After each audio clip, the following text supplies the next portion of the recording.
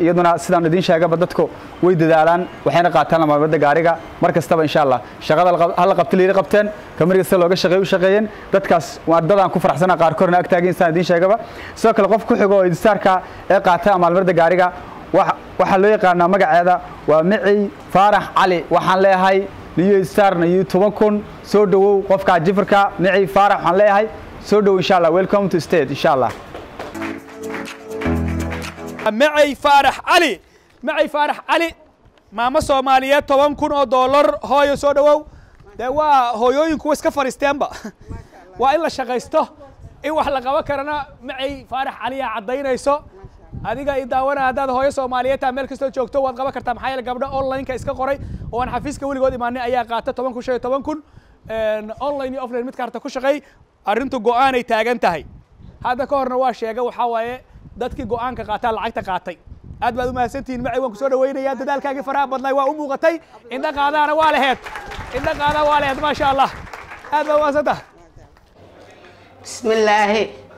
awalan waxaan mahad iskale Allahna abuuray ee koonkana keenay ayaa mahad iskale waxaan mahad labaad iskale ableenadeena qaaliga ah ee noo horseeda wadada guusha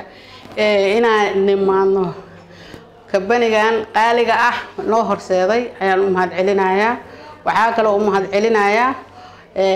dhooleenkayga meel walba joogan dalka dibadda hambal yaan leeyahay inaan guushan gaaro ayaka ayaa muxuu ahaa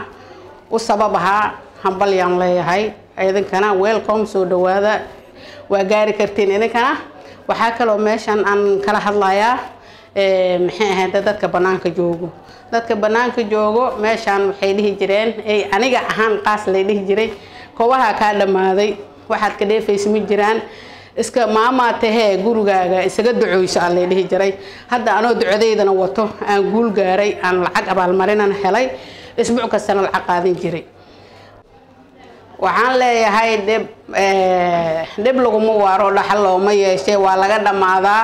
aan leeyahay meeshan shirkadan kabanigan qaaliga ah waxa laga helaa carfiso waxa laga helaa qiimeyso waxa laga helaa magac u yeesho waa dhag yartaas